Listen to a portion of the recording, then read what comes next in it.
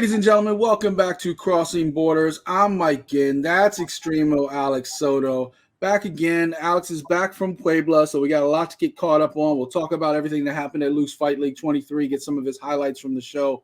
Talk about Alex's very first trip to Puebla. You know he's always on the adventure. Did something happen? Did he come back with something? That's a little bit of a tease, not necessarily a positive one, but you'll find out soon enough. Make sure you check out fightersfirst.shop. Get all of the latest and greatest apparel. Let our apparel be a part of your story.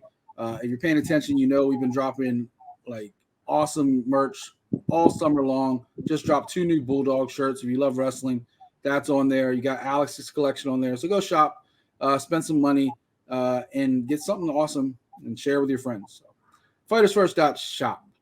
Alex, welcome back, sir. Thanks, man. Feels good to be back in San Diego and also recovered. You talked about how I brought something back. What did you bring back? Did you bring us back a present? I brought back some COVID, man, and that shit was terrible. You got COVID in Mexico? I don't know where I got it. I'm pretty sure I got it on the airplane though, because I didn't venture off too far away from where I was at the hotel in Puebla. I did some museum checkouts. You know, look at the famous, the battle against France, Puebla. Went out there, but there was nobody there. It was like 8 a.m. when I went there. Nobody was there. It was a weekday too, so I must have gotten it from the airplane. There's no probably. I mean, you think about how they have lessened restrictions on air travel and travel in general with masks and everything else, and then you think about the fact that almost every airplane trip any of us have ever taken, we're coming back with a cold. We're coming back with something almost every single time. And with COVID still around, I mean, the odds are pretty likely that with people not wearing masks anymore, that something would pop up. So I'm glad to hear you're feeling much better. Unfortunately, that's not why we missed earlier this week. We were just running behind. So, yeah, you know how we do. And just going to give you folks a heads up now and actually give Alex a heads up as well. There won't be an episode next week because of 4th of July. We've been recording on Mondays. 4th of July, we'll be out doing what we do. But also happens to be my wife's birthday. So I'll be focused on the important thing, making sure she's happy at least one day out of the year so she doesn't divorce me. So we'll be back in a couple of weeks to talk about LUX Fight League 24 and everything else coming up with that. But Alex, you were down there more than just to get COVID. You actually were down there to cover a fight, cover a card that was pretty awesome from start to finish, the Challenger Series, the main event with Beltran versus Fito Rubio. A rematch many years in the making, which, by the way, I didn't hear you give me credit for that because when I heard you doing the little preview promo for LUX Fight League on their social media, like on the story where you're like, oh yeah, and it's a rematch. I know where you got that from. You didn't get that from your producers. You got that from me. Yes, I did. Everybody, in fact, when I landed in Puebla, everybody was talking about the rematch, and how nobody knew how it ended. And I think I want to say that it was that Rubio won that fight via submission, but okay. That's all I could get. I didn't know what kind of submission it was, but this was a long time ago. And now, that they met up, and, if you watch the fight, which was a very interesting fight, a lot of the fans were kind of disappointed because it was just kind of one of those fights where styles just canceled each other out. And both these guys had so much experience in the cage that it was kind of like evident that they wouldn't fall. I think that fight was worth watching, if nothing else, for Marco Beltran's personality. The way he would stalk around the cage, the way he would just put his hands down and throw a head kick at him, the way he just pure arrogance throughout that fight. And I mean, I think it was clear that the levels have changed since 2013. I think the original fight was, which also, if anybody knows how fast technology has moved on, you're talking about a different country where MMA wasn't a big deal as it is now. It was obviously more about boxing and wrestling and stuff like that.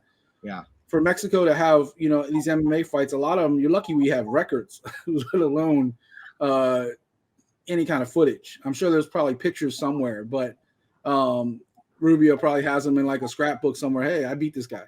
Yeah. But this fight was clear to me watching it that, and by the way, we're kind of jumping the gun. Beltran won the fight, but it was clear to me that Beltran was on a different level than Rubio. Like, they're both veterans. They're both, similar styles, but Beltran was a level above Rubio the whole fight. Like he was a little bit faster to certain things. He was a little bit stronger with certain strikes, a little better conditioning. It's just all around. I just thought Beltran was the better fighter. I agree. He was the better fighter. He was put up. He was, he was facing a veteran in the fights. I mean, look how many fights does Rubio have? Like 35. Now he has 30. Yeah, that was his 30th fight. 30 fights, and he's a bantamweight, right? Bantamweights are known for going the long distance, so he's got a lot of time in a cage, going live with people that are really good. He even faced Yair Rodriguez, excuse me, and was doing very well against him before he got clipped in the end. And it was a stylistic matchup that kind of fell flat, to be honest. But you're right. I think Marco looked good because he was, very fancy, very relaxed, and that really helped him kind of win the judges. He had some moments of brilliance that came out and was able to connect flush, and I think that's what he won the fight pretty easily, I think. Yeah, I think the numbers, if you look at the stats, like the numbers were similar, but the more significant strikes, the more significant moments in the fight, I think were more Beltran than Fito Rubio. Yeah, that's just my outsider opinion. But I mean, cage side, it could be a little bit different. But from outside, like you said, the judges are looking for the person that looks like they're in control of that fight. Yeah. And half the time, Beltran was walking in that middle of the cage talking shit, like hands down, like what, and a head kick. It's like he looked like he was in control of that fight, even if it was a very close fight. One of the things that I kept mentioning was I thought it was really interesting because Marco Beltran is known to be the shit talker, kind of like Conor McGregor, getting underneath the skin of his opponent. Both social media and in the fight. Yeah, exactly. And he gets at you and he gets these guys into this trance and makes them overcommit. Conor McGregor, Jose Aldo kind of thing. And he does that very well. And in this fight, he didn't do that. They have so much respect for each other. So it also even lacked that animosity towards each other. So there was a little too much respect going on in that fight. But I was fascinated by both of their abilities and their aptitude and how well they handled each other's styles, because Beltran, Rubio would never fall for those the counters, the counter striking of Marco Beltran. So it was a really interesting matchup. I enjoyed it. I think the casual fan didn't like the action, but I could see the manipulative effects of Marco, and then Rubio not falling for any of those tricks that he was trying to be set up for. So it was really fun. I mean, I could see myself getting kind of anxious to, like, come on, let's do something. But both of those fighters showed a lot of respect and a lot of discipline in that game. Like I said, I think Beltran kept the fans involved, even if the fight wasn't as exciting as it probably would have been on paper. I think Beltran's antics kind of kept the fight a lot more interesting than probably it should have been. But another good win for him. The problem is with Beltran is, where do you go from here? The guy, I mean, it's got to be, we'll talk about it in a second, it's got to be pretty much that finally going to get that babyface Francisco Patron fight. You have to. But at the same time, there is no UFC for Beltran. He went there, he lost 3 straight fights, wasn't really in any of them. Maybe one on the Soto fight, but other than that, like, he really just kind of ran out of the UFC real quick. So and at his point in his career. Yeah, sorry. I talked to him right after the fight. I had a great conversation with him about, what's next for you, man. And basically, man, he's done. He's like, I'm done with this stuff. Like, I'm gonna go. If I'm gonna, he's got a name, that he's got for himself now, and that he's had now, and now he's gonna go bare knuckle fights. So he's going to go fight bare knuckles, get paid. He's gonna get his money that he's earned his whole freaking career to get to this point, and then he's gonna bounce, man. But he says he's done. The only fight he'll come back to, though, that interests him is the fight against Patron, babyface Patron. That's what's for him. So let's put that on pause for a second, because that's really interesting. So in the co-main event, Francisco Patron, babyface Patron, he got the win over Alan Zuniga. Fantastic fight. Yeah. Break that down for us, and then we'll talk about the whole Patron Beltran thing. All right. So first of all, highlight and on Patron, he had some issues with the weight cut at 135 pounds. which is why I think that was the original reason why they pulled out of the fight the first time around. The second time they pulled out is because I believe him or somebody in his camp had COVID, and so the fight. You're talking about between him and Beltran, yeah. Yeah, between him and Beltran, and then so now with this, this fight against Zuniga, he went up to 145 pounds. This fight's 145 pounds. He says he's moving up a weight class. So I don't think Francisco Patron, as young as he is, he's come back down 135 pounds, man. He's a big boy, He's a big boy at 145 pounds, in fact. And he went out there and did a fantastic job. Great performance against Zuniga. I think it's the first time he's been tested against a veteran. I mean, he beat up a guy who's got 18 fights, 18 fights to his name, and handled them very, very nicely. My question really is, but they're so okay. I understand for Beltran. Like, Beltran has done a lot in this sport. He's been around. Time to try something new. Done playing the games with Patron. For Patron's sake, I understand the weight situation at 145 pounds. Yeah, but I don't think there's as many opponents at 145 pounds for him to fight. Oh man, yeah, he's gonna get thrown up in the lines pretty fast, especially at 145 pounds. Good fights for him, to match up. But no, there's fights out there, man. You got Pato. Well, Pato went up to 155, huh? Macio Fulin can fight at 145 pounds. That's an interesting fight for him, fighting somebody with that kind of experience. But yeah, there's it's got to be him and Eric Silva then, right? Eric Silva. I mean, Eric Silva's a beast, dude. I don't even know if Babyface can just go from 0 to 100 there. I mean, Eric Silva's like 8-1 now, 9-1, something like that. Oh, okay. Babyface is 9-0. Yeah. Eric's been fighting tougher competition for longer, but at the same time, I think they're pretty similar as far as records and career go. When I see one fight versus the other, because Eric Silva's the current featherweight champion, and when I see one fight versus the other one, I think Patron has ability, but I haven't seen him take that next level. Whereas Eric Silva came out that last time we saw him fight Cabello, and it was just like, wow. It was murder in the first degree right there. Yeah, first round, rear naked choke, got him out. I was looking in the background because I had to remember, I think it was LUX Fight League 20. Yeah. I knew it was recent, but I couldn't remember how recent that we saw the featherweight championship defended. But other than Eric Silva, I don't really see anybody else there. Maybe Cabello, if he wants to test himself against a guy who just had a championship fight. I think for him, making 135 pounds makes more sense to fight that big marquee fight with Beltran, because that's the fight. Look, if you beat Eric Silva, that's great, but that doesn't get you to the UFC because he doesn't have that experience. Right. You beat Marco Beltran, who's been in the UFC. That gets you on the Dana White Contender Series with Bam Bam and Alessandro and all those guys. And he's got tons. Yeah, and exactly that. And Marco Beltran's got the name that he can really hang it on.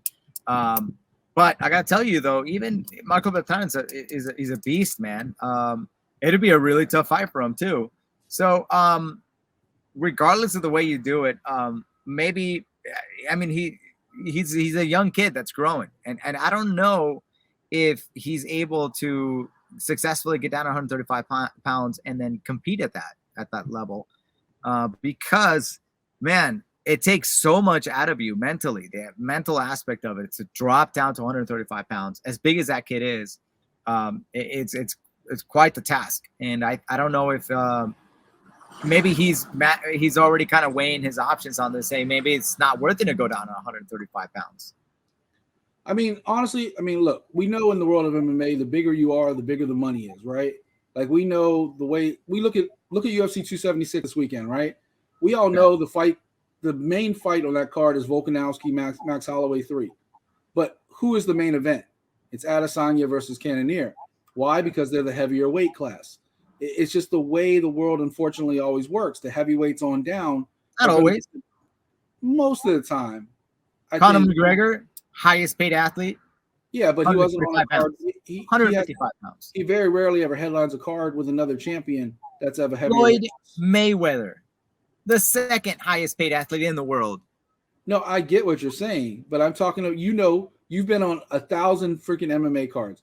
you know damn well that they tend to put the heavier fighters at the top of the card and work their way down. It is more fun to watch. Well, it is more exciting to watch because of the possible knockout that's going to happen at any moment. I mean, it's just the way, unfortunately, it's since Mike Tyson on, like Muhammad Ali on, you just know the heavyweights coming to bang, and they're what people want to see, and then you get blown away by the lighter weight fighters that steal the show. Yeah. Floyd Mayweather changed the game. People like Conor and Jose Aldo, Max Holloway, Volkanovski. GSP, he's still a bigger guy, 170 pounds. 185. Like, he's always been a bigger guy. 175. 170 and 185. 170, yeah. 185 one time. He went up one time. That's how he finished, the champ. He retired on top again. Yeah. All right. Who are the other biggest hitters at 155? BJ Penn was the shit back then. Yeah, but BJ was a glorified fighter that blew up to 155 to 170. Finished his career down around 145. I'm just talking about biggest pay-per-view events. Who are those guys? There are exceptions. You know there's exceptions. You're trying to undermine me, but I'm just saying because I used to preach that too. But the rule I would preach that yes, Americans love heavyweights. Yes, but you know what? Wait a minute. Now I think about it and stop and think about it. I don't know if that's completely true, Mike. It might not be, but Dana's still putting him at the top of the card.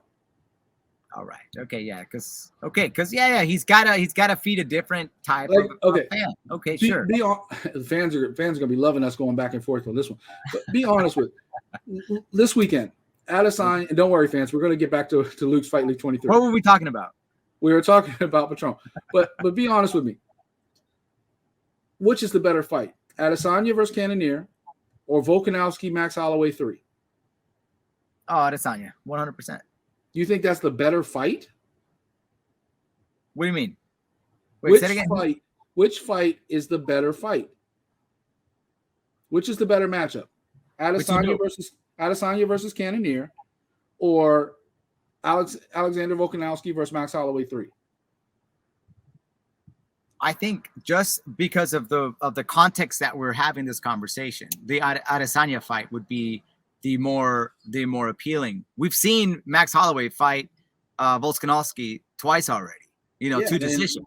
They've gone and they've been battles and they've been crazy wars. Yeah, you know number 3 is going to be a crazy war. Nobody's expecting a crazy war out of the Adesanya Cannonier fight. No, nobody is. That's what I'm saying. The main event should be the lighter weight fight, but it's not. They can call it a. Adesanya's very exciting though. He's an exciting fighter, man. Who's pulling it? Who's pulling the numbers? Both. Max Holloway isn't pulling numbers. He's not pulling pay-per-view. No, he's not pulling pay-per-view numbers. Well, for one, they keep putting Max Holloway on ABC, so that's not his fault. Well, he's like headline 2 of the ABC because he's not putting in the numbers. When he was champ, he wasn't pulling any pay-per-view numbers. I don't know. Volkanovski put in those numbers against that Ortega fight. That did pretty good numbers. Maybe that was okay. Sure. All right, maybe. I'm just saying, times have changed, but the promoters haven't. The promoters are still going to put the bigger weights on top. And I'm gonna go back. I'm gonna go back to Patron. Francisco Patron, agree to disagree. Francisco Patron could probably make more dollars at featherweight, especially if he goes up to the UFC and something like that. Yeah. But I do think the more exciting fight is at bantamweight, and I also think the more exciting fight for him to go to the next level is at bantamweight against Beltran. Now that said, it might not matter. Beltran's gonna go do his bare knuckle thing. I don't know if he has something in place with BKFC or maybe game bred fighting with Masvidal. Maybe you know more than I do about that. But, there's a lot of money in bare knuckle right now too, so who can blame him? Yeah. No, and that I told him the same thing too, man. He's going to get his, he worked his whole career to get to this level, to bring in views, be a personality in the sport. And he's got to cash in on this stuff, man. And MMA is just not cutting it. So he's got to get out there and get some money on that bare knuckle fighting stuff, and he's gonna do great. But actually, now that I'm talking about this, I'm reminded that after the fight, he also did complain that his arm, his left hand is broken. So it won't happen for a little while. His debut might not happen tomorrow. It might be a little while. He's got the same injury as I do. Like my knuckle, I don't know if I can see there, but this knuckle right here is completely bent down. Oh, I So see he's it, got yeah. he's got the same one. Like there's a normal knuckle, and here's the non-normal one. I mean, as long as he doesn't have what Davison Figueiredo has, he has a chance. Okay, yeah. Because Davison's Figueiredo knuckle was like that, like the size of a golf ball, Oh shit. and that's why the Moreno fight and Kai Kara France is taking place. All right. But as we always do, getting sidetracked. Let's get back to LUX Fight League 23 real quick. A couple other great fights happened on that card. Oh yeah. Further down, the Rora Petrio fight was pretty fun. Cespedes versus Rodriguez did not happen, so that one got canceled. Yeah. Go down a little bit more. Suarez and Aranya, a huge knockout with the ladies. Vasquez over Martel. That was a fun fight. I'm going to read down the results, and I'm going to let you tell me what the highlights were for you. Sure. Mauricio Alfonso with the big knockout over Guerrero. Bravo got the win over Saavedra. Samamoya versus Ochoa. What was the NA in that one? Did that not happen? Or did it end up in no contest? Which fight? It was listed as Isaac Samayoa versus Carlos Ochoa. Oh, okay. That was It lists Samoya as the winner, but it doesn't tell how. And I didn't see that one on the Challenger Series. I gotta check it out how that one went down. Let me see really quick. Oh, it doesn't say how it went down, huh? No. The night started with like crazy like finishes. It was like all finishes. And then Padilla over Tapia with a knockout too was the first fight. Yeah, that one was awesome, man. It was just like that was just knockouts. So I honestly I cannot remember how that one went down. What a color commentator this guy. No, I'm just kidding. Well, it's because man, there's so many fights, man. It's crazy. My highlight about a long fight night. Okay, so yeah, exactly. We were just talking about that, but we were talking about some of the highlights. This Mauricio Alfonso dude, that dude's legit, man. Keep an eye out. That was a huge knockout over Guerrero. Was that the one Diego Lopez tried to jump in the cage?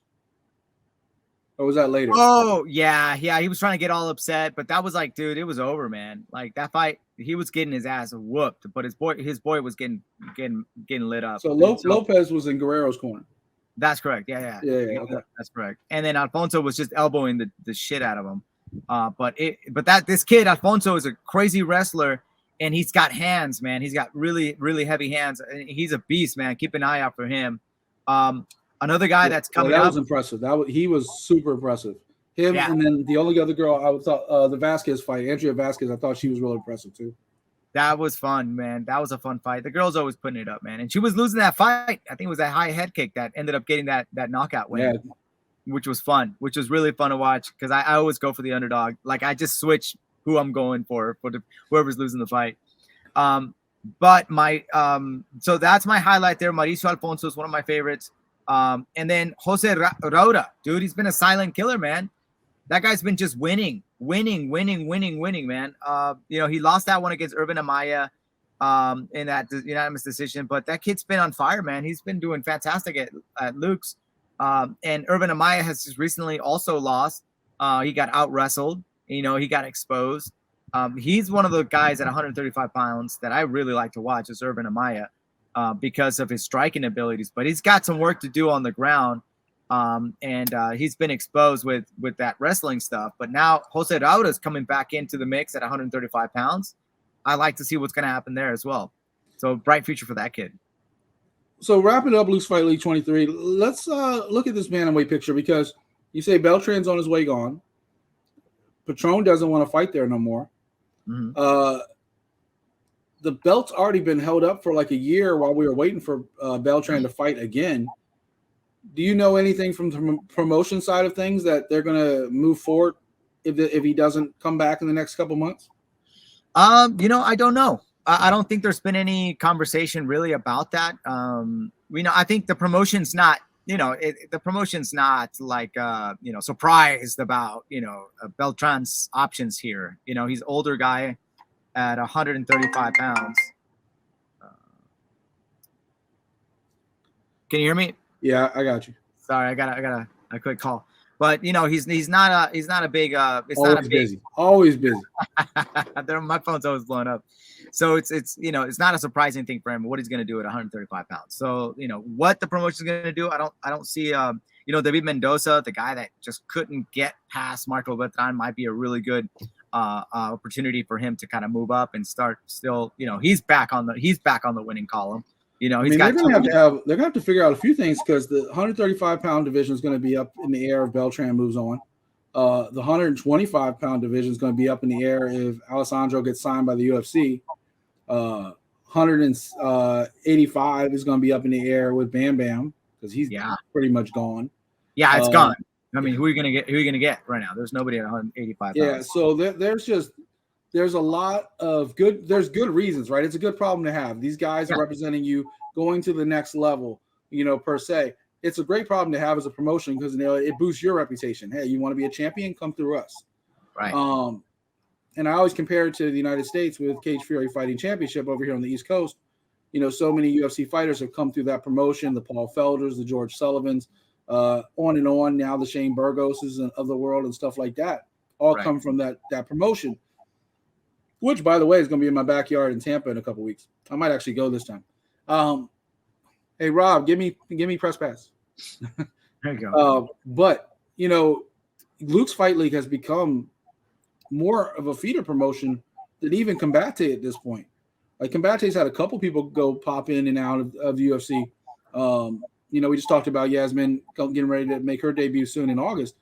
But most of them are coming from LUX because they're on UFC Fight Pass. They're getting, easy for Dana and Sean Shelby and all those guys to watch. It's right there in their backyard, per se, on their own network. It's a good look for them. And the more champions that get promoted to the UFC, whether they come back later or not, we talk about Diego Lopez and stuff like that, Marco Beltran, that have kind of come up and kind of come back. Got a little scared by that horn. I saw you jump. Hazards of doing your show outside, Alex. Exactly. But I think it's a good look. What do you think? Yeah, absolutely. Not only that, but just the talent pool that we've been kind of assembled, for that. Both men and women. Both, exactly. And you know what? It takes a lot of investment, and I say investment and trust to get the girls in, right? To get that tournament going that we developed a few years back. 115 pounds, 125 pounds. That's a lot of girls that were, fights. And it's very difficult to find female fighters, especially in Mexico, Latin America, that are capable of putting up some levels, and already now we've developed storylines and narratives and really good competitive action with these girls. And they have level, man. A lot of background in Muay Thai, background in Taekwondo. And then of course we're not seeing it now with Brazilian Jiu-Jitsu. So yeah, it takes a lot of investment, a lot of work, and a lot of effort to get these girls out. And these girls always put in a lot of some fantastic fights. Hell of a show every time. And we talked about on Art of MMA yesterday, the way they're having problem why the UFC featherweight division, women's featherweight division, is dead. It's just so hard to fill out a roster. The only people that have bigger girls right now is PFL with their whole 155-pound tournament season they do, which is really just girls fighting Kayla. And then Bellator, when they keep lining up these women to fight Cyborg. And a lot of those are aging veterans. A lot of them, the Holly Holmes of the world, the Amanda Nunez's, these aren't young fighters anymore. You look at Bellator with, Arlene Blencow, who, just fought Cyborg. Like, these aren't young fighters anymore. These are women that have been around. A lot of the younger fighters are younger, smaller fighters. The atom weights, the straw weights, the flyweights. There's so many of those popping up right now. Though I guess you got to cross Valerie Lareda off the list because she's going to WWE now. Oh, there you go. Cross her out now. Sorry, Bellator. She's gone. Her and Logan Paul just signed with WWE. It's kind of fun. Yeah. But yeah, there's definitely a limited talent pool when it comes to elite women, because even though women have been fighting for a long time, they haven't been fighting nearly as long as the men have been fighting professionally. But the ones that do make the show every time steal the show, almost every time. Yeah, it's really interesting. When we talk about that, the females, you talk about the career path of a female athlete in MMA. versus that of a male athlete. Like, oh, it's almost like they can still kind of progress into a whole new career that runs parallel with MMA, right? So, it's really interesting that there's like there's this WWE. I would have never thought that the females would run that way now. I mean, so Paige Van Zandt went to AEW. Valerie went to WWE. It's a natural transgression for them. You just talked about Beltran talking about the money in the sport. Yeah, there's a lot more money in doing professional wrestling than there is, unless you're at the top of the card in UFC or Bellator or something like that, PFL with $1 million. Unless you're at the top, the money is entertainment. And whether you love wrestling or not wrestling, that's not even the conversation. You see, like, Gina Carano went to Hollywood, and she's making a ton of money in Hollywood. Ronda Rousey's doing Hollywood in WWE. That's where the money is. And you can't fault these people for putting food on the table. Not at all, man. Now when you're fighting, they're really getting hurt, man. This MMA is a tough sport, man. It hurts. You're breaking bones. You're breaking shin bones. Those limbs are flying, man. And I tell people all the time. Also, a lot of these people still fight. You might not see it on a camera. You might not see it in the middle of the octagon. Yeah. But these gyms around the country, in your backyard, Team Hurricane Awesome, Dan Henderson's gym around the corner. Right. You got up the coast, everywhere in California, all the way up to the Diaz brothers up in Northern California. Like, these gyms, AKA, like Daniel Cormier is notoriously saying his toughest fights were against like Kane and stuff in AKA. Like, you guys are killing each other in the gym. You got your competitive itch. It's getting out in the gym. You don't have to go in front of an octagon. You go in front of the octagon for, I don't want to say ego, but elevated like importance. I don't know what the best way to put it, but spotlight, I guess, star power, and for money. Right. Exactly. Because if you're just doing it for the competition, some of that stuff you see in the gym every day is probably the hardest stuff you'll see anywhere. Yeah, of course, man. And you got to balance that out so you don't leave it all at the gym, right? But there's also like you talk about like the competitive itch and all that stuff, man. Yeah, dude, like all the gyms are out there, putting in some hard work and just throwing leather at each other. So it's tough, man. It is tough to do that every single day and then run up to go get paid a couple $1,000s for a fight, and so it's a sacrifice, man. And how much of that is going to your training partners, your coaches, your gym?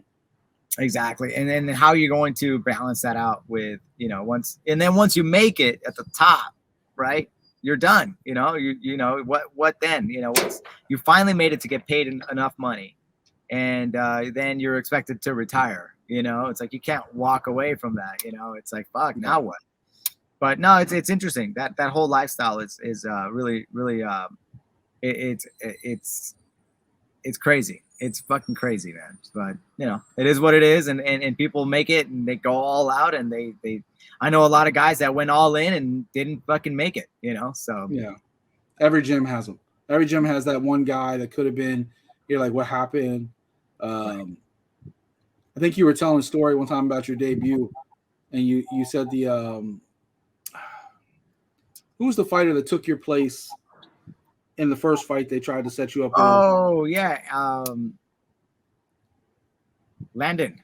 Yeah, Landon. And he had a couple good wins, but then he just kind of like disappeared.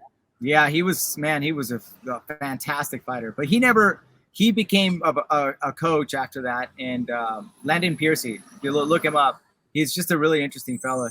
And he was just had all the talent, but he just never wanted to fight. Like he didn't really had that. He was very, I want to say, realistic about the whole aspect of being a professional fighter. To be to take it to the next level in MMA, you're gonna have to have a romantic view of how things are gonna pan out. You have to. I mean, you have to hold on to some hope that you're gonna smash it, you're gonna make it, and you're gonna get into the UFC. You're gonna be a world champion. Those are all aspirations that you need to have as a fighter to do it. And I think the difference here with Landon is he was like real. It's like, yeah, no, I'm doing this just for fun. Yeah, I'm really good at it. I'll smash some bones in, this is fun and that. But I'm not gonna be an MMA fighter. That's dumb. Yeah, it's just could have been, right? Yeah, in my imagination is like, man, you are so talented. You can just you can do so much. But it's just some people it ain't, it just wasn't for it. There's also time and situation too. You're talking about 2009, 2010. Yeah. 2022. It's different world, different amount of publicity, different amount of network money in there, different all kinds of different things involved now. That's what I say about all the female fighters that didn't even have there was no such thing as 125-pound female fighters anywhere, any platform. But then there's girls out there dreaming of that. And when the opportunity showed up, they were ready to go and fight at 125 pounds. And boom, the UFC division. Now it's like 125 is the shit right now. That's also why you see a lot more striking with a lot of the female fighters too, because a lot of them were boxing before MMA was an option. Right. Yeah, exactly. A lot of them were doing the boxing. Holly Holm, you see Clarissa Shields crossing over now. They were doing the boxing, and that was the option. And MMA wasn't an option. A lot of promoters didn't even want a women's MMA fight. Dana White didn't want it until Ronda Rousey made it huge, and he couldn't resist the money. It took a long time, and that wasn't that long ago. People think like that was like decades ago. That wasn't that long ago. 2013? Yeah, something like that. Yeah, it wasn't a decade. It wasn't even a decade ago that Ronda Rousey was doing her thing in UFC. So yeah, there's a ways to go for the women's MMA, but I love where it's at right now, especially, look at promotions like LUX. Look at we saw that Victoria Alba fight a couple months ago. That was just her and Danielle Villasmil. Just a fantastic fight. I'm looking forward to seeing her back in the cage, getting more experience in MMA because she comes from that Muay Thai type style of fighting. Which is another thing. A lot of them have the Muay Thai backgrounds.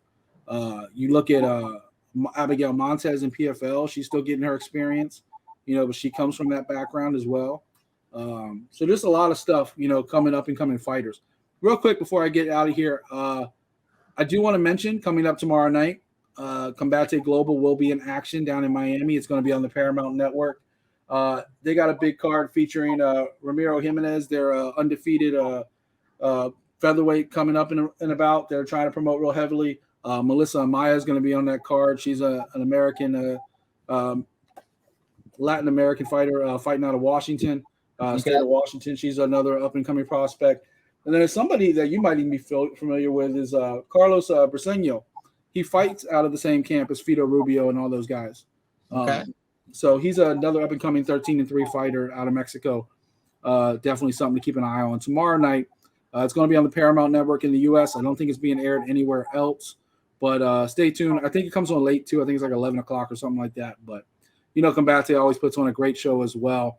And then we will be back in 2 weeks, just in time on the 11th, just in time for LUX Fight League 24. It's going to be headlined by Toro Reyes versus Jose Ruelas. That one's going to be taking place in Alex's backyard of Tijuana. He just has to roll out of bed, drive down there, do the show, go home, sleep in his own bed. It's awesome. The easiest trip he ever had. But then again, you don't get the vacation time, Alex, because it's right there. I know. You can't take the few days off this time. And I'll be done at 1 a.m. Every time I do the shows, I'm off right when I get home or to the hotel room. It's 1 a.m. Like 1 a.m. I'm like, oh gosh, man. So I'm gonna be 1 a.m. stuck at the border trying to cross to get home. So I might stay at my aunt's house. I think that's the plan. Either way, I'm sure it's gonna be much more comfortable than trying to hop on a plane, get COVID, and come home. Yeah, 100%. Anyway, I always appreciate your time, Alex. Ladies and gentlemen, this is Crossing Borders. That's Extremo Alex Soto. Go shop his collection on fightersfirst.shop. Show him some love. And we'll be back in 2 weeks. Enjoy your 4th of July here in America. And in Mexico, do like we do just for Cinco de Mayo. Enjoy it. Use it as a day to drink. So that's what Alex is going to do. Exactly. All right, y'all have a good one. Thank you for watching. This is Crossing Borders. We're out.